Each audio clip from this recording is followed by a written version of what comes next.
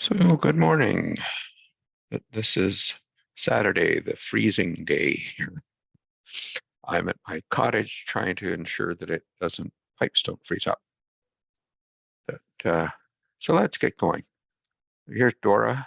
I don't know if you're familiar with this spot. This is York Rideau, which used to be part of the fortifications at the entrance to Halifax Harbor, dating back a couple hundred years, I think.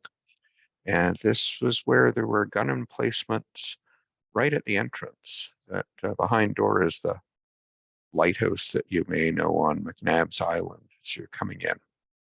They used to string submarine nets here during the Second World War to keep German submarines from sneaking into the harbor. So let's get ourselves started. That now assignment one solution should be posted. Quite a few people have emailed me today to say they missed getting their assignment in, and I've given them a little bit of extra time to submit it. If you didn't get it in on time, you've got to contact me very, very quickly. On Wednesday, discussion 3 is going to be due. It's about cause and effect. Anyway, it's worth giving some thought to. We have an awful lot of cases where people think there's cause and effect because they see a relationship. Test 2 is going to be on Fridays, chapters 3 and 4. Now I'm doing today's video in Top Hat just so I can show you a couple of questions from old tests. I'm working at making up yours today. And remember, you still have a quiz on Saturday, every Saturday. What's special about today? Oh, you can't quite see it here, can you? I don't know. Nope. On Friday, there's a conference going on. I know many of you are international students, and that you plan on trying to stay in Canada, find a job after you graduate. That's sort of what this conference is about. We have a skills shortage, and we've had a real change in attitude in the last decade with respect to welcoming international students to potentially fill our shortages. And so the conference is about looking at the national perspective and the Atlantic Canadian perspective that you may want to attend. That what's special about Monday? I'm told it's National Sickie Day. The first Monday of every February is when most workers are likely to call in sick because of the partying the week before for Groundhog Day, I guess. But it's also Pay a Compliment Day. And it would be, if you aren't one, that I take transit, the number of people, especially students, that say thank you to the bus drivers. It can be a stressful job, believe it or not, driving a bus. Saying thank you makes a big difference to many bus drivers. There are lots and lots of instances every day where just complimenting someone, saying thank you to them, saying hi to them, it does make their day. So last week you did pivot tables. The pivot table questions on test 2, you're going to find challenging. They're always challenging. So here are some of the questions. Hold on. So this goes back from a couple of years ago, that when we surveyed students in the first 2 years, 2020 and 2021, they were surveyed with respect to where their homes were. Now, 2020 in the winter was just before the pandemic really hit us, and 2021 is when everything locked up and we went everything online. So suppose we're looking at the distribution of where students come from and how that changed in 2021. So a pivot table's been constructed. Home is in the rows. Survey year is in the columns. Okay. And we want to do a comparison about places of origin. So should I summarize response ID with count? Should I count how many respondents? Should I summarize response ID with count and then show it as percentage of row total? Or response ID with count and summarize percentage of column total? Or switch to from a pivot table to a histogram, since histograms are for distributions. So you don't get a chance to answer this, but we're comparing two groups, 2020 and 2021. And for each of those years, what was the pattern that took place? So I should be first counting how many people came from different locations, but I should summarize it as percentage of column total because I'm comparing the columns to each other. Okay? Percentage of row total would give us, of students from Africa, what percentage came in 2020 and what percentage came in 2021. That's not what we're looking for. We're looking at the overall pattern for 2020 compared to the one for 2021.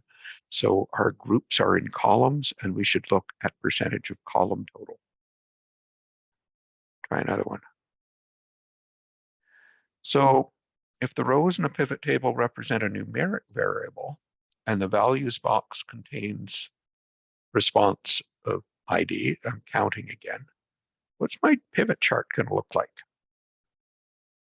So I've got some variable, say it's like out of your assignment, grade point average. I put that as being the rows, and I've counted how many had different grade point averages, and now I'm making a chart. That it'll look like a histogram. It'll look like a histogram only if the rows are grouped. What are the rows? Those are GPA values. It'll look like a clustered column chart, and that it's not meaningful because you can only get a histogram with the histogram function. What's the right answer? That I've got a bunch of people that are participating in this. This is strange. I'm not sure why.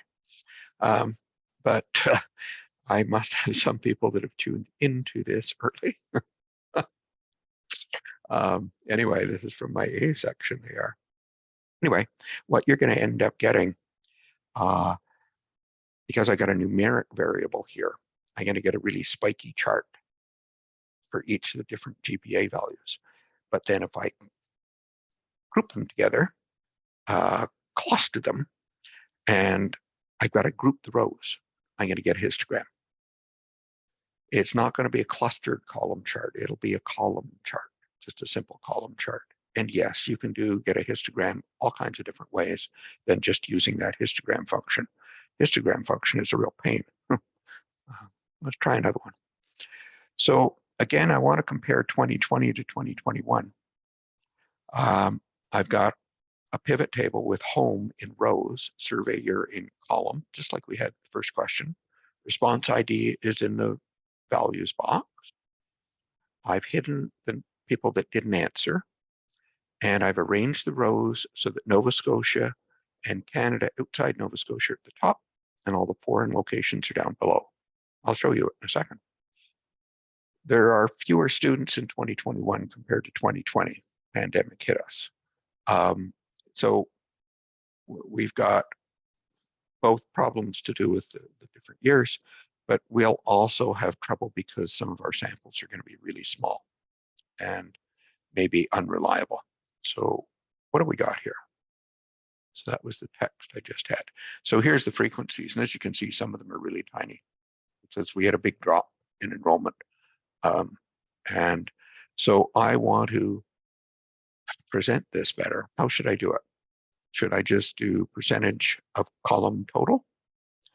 Should I do percentage of column total and compare the locations outside Canada because the samples are small and locations not terribly important that I'm looking at, because back here, interested in whether or not the mix of domestic compared to international students has changed.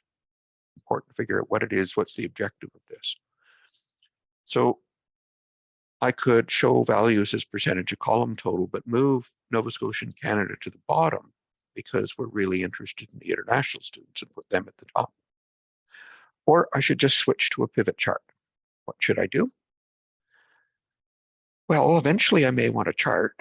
They're always helpful, but it doesn't address some of the problems I've got here. I've got different numbers of students in the 2 years, so I need percentage of column total. That my groups for the different international locations are all tiny, and I just look at students outside Canada, so I should combine all of those together. And so my correct answer should be B. Anyway, and if you were in a live class, we would see if you had any questions. Okay, so let's get going. So last time we talked about these pivot tables, and they're really, really effective. Scale's important. Generally, if it's frequencies, we need to convert them to percentages. We like to keep them simple, collapse rows, columns, digits, whatever, to simplify it as much as you can.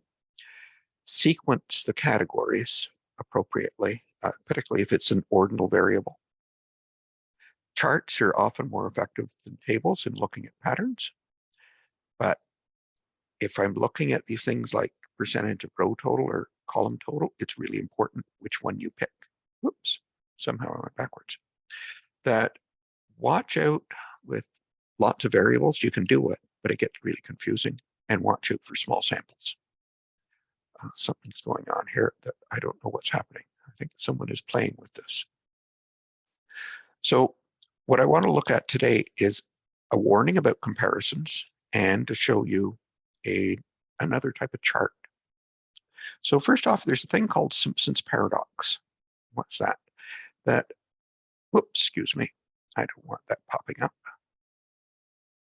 That when we were comparing males and females before, we thought males were expecting to earn more than females. And I thought, oh, the explanation is the program. But it turned out there was a difference in arts and business and in science. It was that it wasn't a program difference. There seemed to be a real gender difference. Now, actually, there isn't. It was just noisy data. But you've got to be careful on these things as to, is there some other variable that explains what's going on here? I think I'm going to need full screen here. And so every time we're working with data, we're collapsing it, we're aggregating it. We always have to. And that the trouble is that sometimes in aggregation, we hide things, and we hide some patterns, or patterns that we see may not be what we think they are. And sometimes there's some other variable behind the scenes that's actually causing the pattern that we see. Let me give you an example of this. So this is just contrived data, but suppose you were comparing two production facilities. They make the same products that at plant A and plant B, they make, as I said, the same products P and Q, and they make about the same number of units. So it isn't like there's one really big plant and one really small plant. And that recently they looked at batches or output from A and B. Total cost at A was $10,000 to make 2,000 units, or $5 each. And at plant B, it was $15,000 to make 2,500 units. So the cost was $6 each. So it looks like A is more efficient than B. Is that the case, or is there a different explanation? Maybe it's what they make, but they're both making the same products. So does it really matter? Well, you may have to drill down into it. So let's drill down into the output data. And yes, they both make products P and Q, but it turns out plant B makes a lot of product P, and plant A makes lots of product Q. So it's like B is specialized in making P, A is specialized in making Q, but both of them make a little bit of the other stuff. Well, how do they do at making those sorts of things? Well, you'll find, well, B is specializes in making P, and you can see it does it much more efficiently at $6.50 a unit versus $9.50 a unit at A. And then we look at product Q that A specializes in, and it probably has a cheaper cost per unit. No, it doesn't. That's strange. Okay, B is more efficient at both products. If it's more efficient at both products, why is its average cost higher? Well, product P is a more expensive product than Q is. And it makes a lot of the expensive product and not as much of the cheap one. This gets complicated. So it turns out B is the more efficient plant, but you wouldn't have realized that if you looked at the aggregated data. And that often happens when you're comparing countries, universities, all kinds of, when, yeah, they may make the same things, but they make them in different quantities.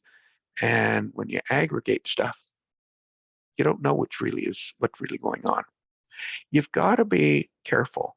And in this instance, the reason why we get this strange paradox is because the sizes of the batches, the sizes of our samples are unbalanced. I've got a big sample of peas in plant B.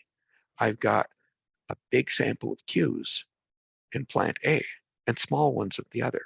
If I made 1,000 A's, 1,000 P's at A and B and 1,000 Qs at A and B, and so everything was balanced, I wouldn't have run into this problem. But because it was unbalanced, I get it. And this is known as Simpson's paradox. And it arises in other contexts, one that I can recall from when I was an undergraduate student that was at the University of California, Berkeley. Berkeley was where everything was happening. It was the hippie period, and Berkeley was the center of all that stuff. And there was huge controversy over gender bias in the admissions to graduate programs. It was very controversial that men had a much higher admission rate than women. And this was at the time of what we called the sexual revolution and the like. And there were lots of protests that went on about this. And it was strange because Berkeley said, no, it's not true. And the graduate program said it's not true. So they drilled into the data. And what turned out is that, for example, Department A, probably engineering or something like that, gets tons of male applicants. They had a very high admission rate to it because they had lots of research funding, and so they needed a lot of graduate students to help with the research. And even though women had a higher admission rate, it's still men dominated the program. Whereas in the social sciences or humanities, that where women might apply more to, that if you looked at some of these other ones here that are lower down, like program E, for example, they had much lower acceptance rates. And so they were similar between males and females, but because their acceptance rates were so low, that it was changing the whole dynamics of this. So there weren't any gender biases at the university. But when you aggregated the data, there was this very controversial result that got into the media. It's in the media, we'll frequently get cases where they're saying, look, this is happening. There must be a serious problem here. Before jumping to a conclusion, ask whether or not there's an alternate explanation for it. And I think, is it week 5 that I've asked you about nutrition data and that why eating certain foods is supposed to be bad for you. And it's just that people that eat those foods may have higher incidences of heart disease or cancer or something like that. So do the foods cause that result? Or is there another explanation? And you've got to think about how they get the data and characteristics of people that eat certain foods or don't eat certain foods. Are they the same type of people or are they different types of people? Maybe there's an alternate explanation. We have a tendency, though, to jump to conclusions. If the data supports our belief, we accept it without question. If the data is contrary to our beliefs, we say, oh, the research must be all bad. We're not rational. You have to be careful. Anyway, main thing today, well, that was an important thing that I wanted you to think about because we're looking for patterns and we have to question what's the cause and effect aspect, not just that there's a pattern. when I'm comparing many groups, like we did with arts, business, science, and we compared it with histograms, we wanted the detail. We wanted more than just averages, but histograms are a very clumsy tool. So what else can we do? It's a very busy chart. There was probably too much detail. So we'd like some detail, but not too much. And we want stuff that's easy to understand. Don't give me standard deviations. That was too hard on the brain. So maybe I want to know what is low, middle, and high. Maybe I want very low, low, middle, high, and very high. Maybe a 3-number summary or 5-number summary. But numbers become busy too. I'd like a chart. So back in the 70s, that there was a mathematician, statistician named John Tukey. I think he probably worked at Bell Research Labs, which was one of the best places to work in terms of analyzing data. And he was promoting very simple methods, in part because computers were available, incredibly expensive. They were incredibly big, and they really couldn't do that much. Even hand calculators, they were out of reach for most of us. So he looked at manual methods that were really simple, that you didn't need a calculator for. And our data sets weren't overly large, in the hundreds maybe. So that was manageable to handle manually without a lot of technology. So let me just show you a quick example. Here's grades for 40 students of mine from back in the 80s, I think. And so here was the grade data initially, and this was sorting those students alphabetically, I think. I wanted to get an understanding of the pattern of the students, how they did on this exam. And so I sorted the data from smallest to largest. That way I could see the smallest number, the biggest number, and I could guess the middle by just looking at the middle of the data set. Now, we've already looked at that. The median is the middle value. Out of the 40, there would be 20 that are smaller, 20 that are larger. The 20th smallest is 70, 20th largest is 70. So the median is 70. That's the middle. Okay. That now let's look at low and high. Let's take the first half, the first 20 values, and cut it in half. So the bottom 10 and the next 10. So that's my quartiles I'm finding. So my quartile would be first one would be between 60 and 62. Halfway between that is 61. Okay, that's my first quartile. I'm going to call that low. And my third quartile is between 78 and 78. Okay, is 78. That's my high value. So low is 61, middle is 70, and high is 78. Good. Now I want to do very high, very low, but without looking at minimum and maximum. Okay. What Tukey proposed doing is looking at the difference between the two quartiles, between the 61 and the 78. Call that the interquartile range. Now there's a whole bunch of theory behind this, but it turns out if you went out 1.5 times that below the first quartile and built a fence down there, it's unlikely you're going to have any observations, maybe 1 or 2, but not many that are below that fence. Okay. And if you went there on the top side, unlikely you're going to have a value beyond that. What he suggested doing, though, is not look at the fences, but look at who is just inside the fence, the last one inside the fence. So my lower fence, if you do the math, is 35.5. And the last one inside would be the 38, just above the 35.5. Okay. And on the top end, if I go out 1.5 IQRs, I get up to 103.5. Okay. Highest grade on the test was 100, or could have been 100. My biggest value inside the fence is 95. So these we call our upper and lower adjacents. My lower adjacent, again, is my very low. My upper adjacent is my very high. We call them adjacents because they're adjacent to the fence. They're beside the fence. Okay. And then take that and make a picture. Here it is. So we make the little box. Here's the median here in the middle at 70.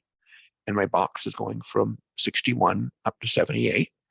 That's half the data is in the left side of the box, half my data, or sorry, a quarter of my data is in the left side of the box. A quarter is in the right side of the box. The box includes half of my data. The top 25% are spread out over this whisker, it's called, that sticks out. And the bottom 25%, or at least most of it, is over this whisker, out to that lower adjacent, upper adjacent. And I have two outliers. So I'll show my outliers, then I'll show the rest of my data.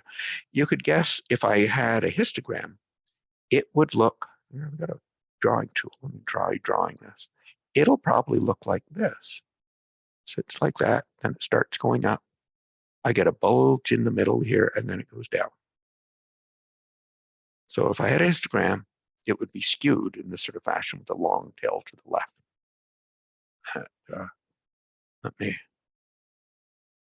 erase that and we'll move on.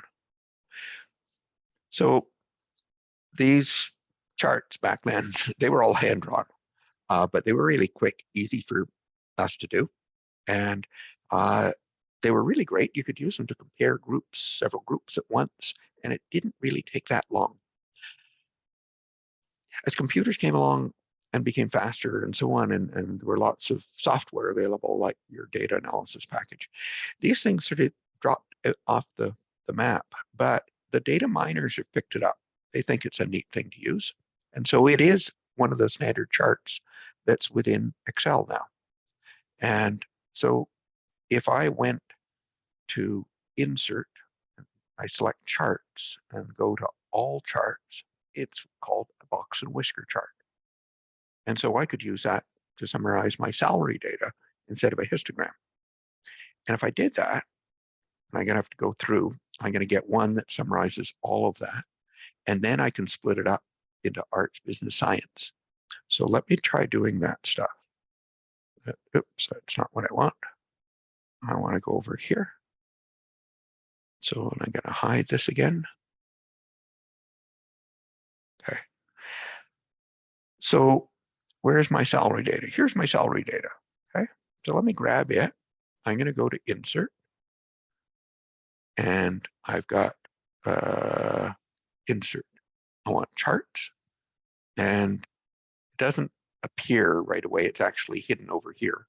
But I can get it under Recommended Charts. Then I go to All Charts. And I go down to Box and Whisker. And that's the one I want. Yeah. Okay. So it gave me my chart. Okay. Now, it's a strange looking chart. This is where most of the students are in that box, half of the students. And then there's some a little above and below, and then I've got all these outliers to it. Remember that? We had those strange ones. Now, I could filter them out, but there are other ways I can go and work with this. This is neat. So let me click on my chart, okay? And I'm into the Design tab for the chart. I'm going to go to Select Data. Okay, it's summarizing salary. It says horizontal category axis labels. Big phrase. Okay, edit that. It wants an x-axis label range. So I'm going to look at programs like arts and so on. So we'll go over here to arts. Let me go down to the bottom. Oops, no, it doesn't want to go down to the bottom. Oh, yes, it did. Yep, it went all the way to the bottom, down to 811. So I'm going to go to OK. And notice here, it's filled in art, science, business, science. I guess if you go up to the top of the screen, you will find that the first ones are arts and science and business and science. Click OK. Where'd my chart go? I got to go all the way back up to the top. Sometimes it's hard to find your chart. So there it is. And if I wanted to, I could filter out the ones I don't want. Over to Program. Let me get rid of invalid, not applicable. It takes a minute to update. It's got something left over here that sometimes we get an odd one being left over. I don't like all these outliers though. I can't see all of the picture here. So click on the chart. See all these little bubbles pop up? Now right click. I've got format data series. So over here, it has a box that says show outlier points. Click on that. There we go. So let me go back to my chart again. I'll make it bigger so we can, whoops, excuse me.